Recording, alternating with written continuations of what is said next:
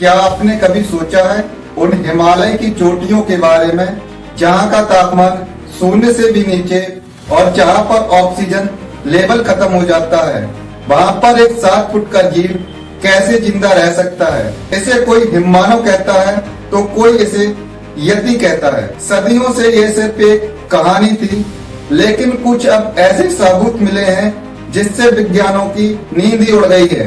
आइए जानते हैं आज की इस वीडियो में क्या है यति की मिस्ट्री का पूरा सच।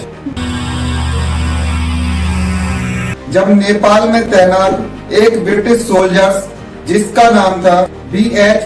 हॉजसन, इन्होंने एक ऐसी घटना दर्ज की जिसने पश्चिमी दुनिया को हिलाकर रख दिया। उनके स्थानीय शिकारियों ने उत्तरी नेपाल की ऊंचाइयों पर एक अजीब और गरीब जीव देखा। यह जीव इतना विशाल और लंबा था कि इसके सामने एक हट्टा कट्टा व्यक्ति बौना नजर आएगा। हैरानी की बात यह थी कि वह 4 पैरों से नहीं बल्कि एक इंसान की तरह अपने 2 पैरों में सीना तान कर चल रहा था। इसका पूरा शरीर घने बालों से ढका हुआ था जो उसे बर्फीली हवाओं से बचने के लिए कुदरत का एक कवच मालूम पड़ता था। लेकिन ये तो बस शुरुआत थी। साल 1921 colonel C.K. Howard mountain Everest की पहली बड़ी खोज यात्रा का नेतृत्व कर रहे थे। उन्हें 21,000 की ऊंचाई पर बर्फ पर इंसानों के जैसे पैर दिखाई दिए।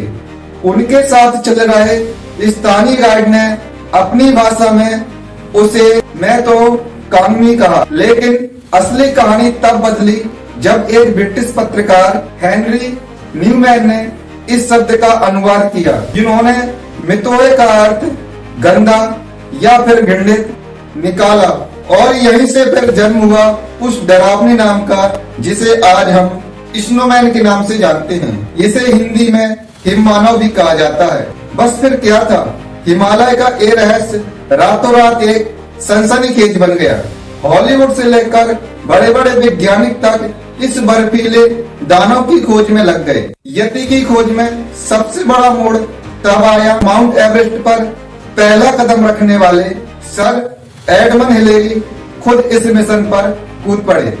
साल 1960 में इन्होंने यति को खोजने के लिए एक बहुत बड़ा वैज्ञानिक अभियान चलाया। हिलेरी और उसकी टीम नेपाल के एक पुराने मठ से एक ऐसी चीज लेकर आई जिसने दुनिया के वैज्ञानिकों को हैरान कर दिया। वह थी यति की खोपड़ी। इसे वहां के भिक्षुओं ने सदियों से संभाल कर रखा हुआ था। वैज्ञानिकों ने जब उस खोपड़ी की जांच की तो चौंकाने वाला रिजल्ट सामने आया।